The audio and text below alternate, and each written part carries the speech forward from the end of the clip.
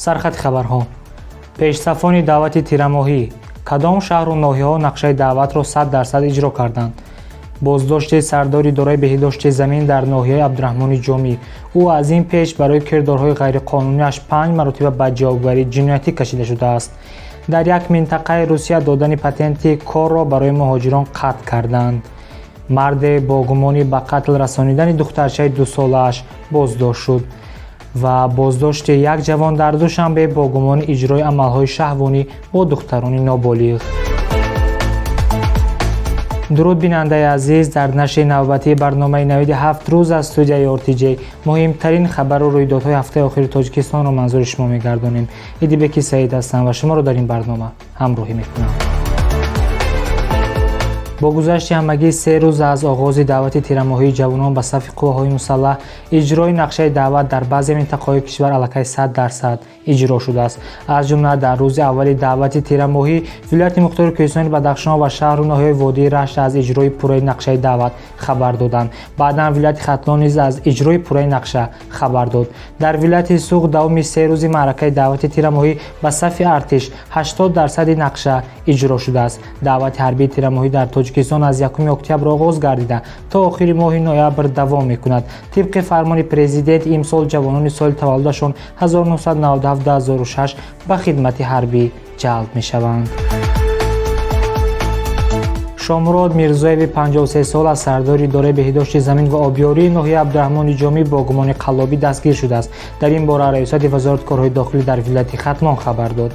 گفته میشود نام برده برای فریب مبلغ‌های ساکنان ناحیه را تصرف کرده است. شامراد میرزایو از این پیش برای کردارهای غیرقانونی‌اش 5 مرتبه به جوابگری جنایتی کشیده شده است. می‌نویسد منبع.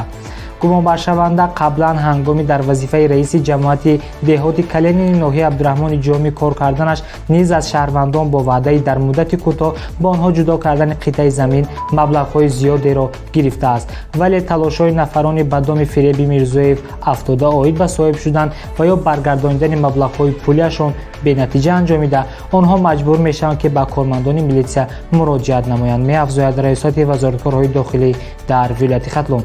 گفته می شود شامراد میرزایو در 26 جنایت قلابی گمانبر دانسته می شود و از ضرر رسانیده‌اش به شهروندان 600,333 سومانی را تشکیل می دهد. منبع می نویسد نام برده همه آن مبلغ‌ها را به احتیاجات شخصیش صرف کرده است. نسبت شامراد میرزایو با ماده 247 کدکس جنایتی پرونده جنایتی آغاز گردیده است. ریاست وزارت کارهای داخلی در ولایت ختلان از شهروندانی که به دام فریب او افتادند خواهش کرده است که به شعبه وزارت کارهای داخلی در ناحیه عبدالرحمن جامی و یا محل زیست خود مراجعت نمایند. مقامات روسیه شروع از 1 اکتبر سال روان در ولایت نیژنی نوگورود دادن پتنت کار به مهاجران را قطع کردند.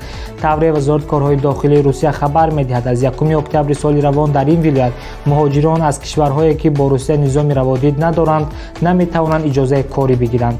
خارجیانی که پیشتر پتنت کار گرفته بودند می توانند به کار خود ادامه دهند.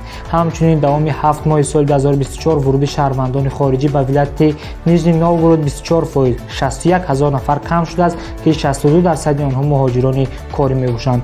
قبلا دیگر منطقه‌های روسیه برای مهاجران محدودیت جاری نموده بودند. مثلا شروع از 1 اول سال 2025 مهاجران دیگر نمی توانند در ولایت مسکو در بخش‌های مثال خوراک عمومی، مغازه‌های فروش مشروبات و تمباکو، ورزش، فرهنگ، تندرستی، معارف کار کنند. یادآور می‌شویم که ماه اپریل سال روان در ولایت نیژنی نوگورود برای مهاجران کار در خدمت رسانی تاکسی منع شده بود. در دوشنبه مرد با گمانی کشتن دخترچه 2 ساله‌اش بازداشت شد.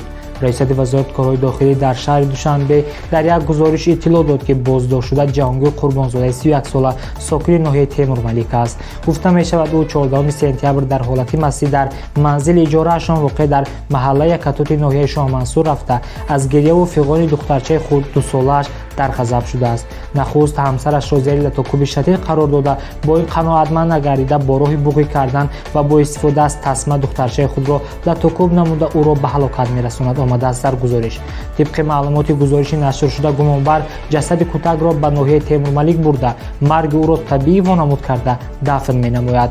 خود قربانزاده در این گزارش اقرار می‌شود که دخترش را چند مرتبه با تسمه می‌زند ولی وقت آرام نمی‌شود او را بوقی می‌کند.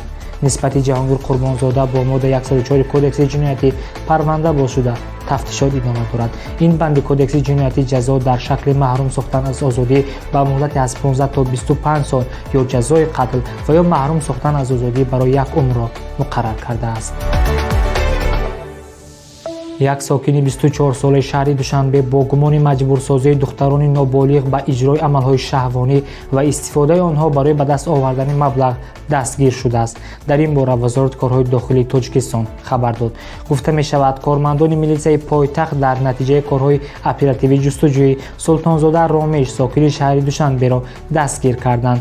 Муайян карда шуд, ки Султонзода бо роҳи таҳдид ва истифодаи зӯроварӣ 3 нафар ҷавондухтарони ноболиғро ба иҷрои амалҳои шаҳвонӣ ҷалб намуда, дар баробари қонеъ сохтани нафси шаҳвонии худ ҳамзамон онҳоро ҳамчун манбаи ба даст овардани маблағ истифода кардааст, хабар медиҳад манба.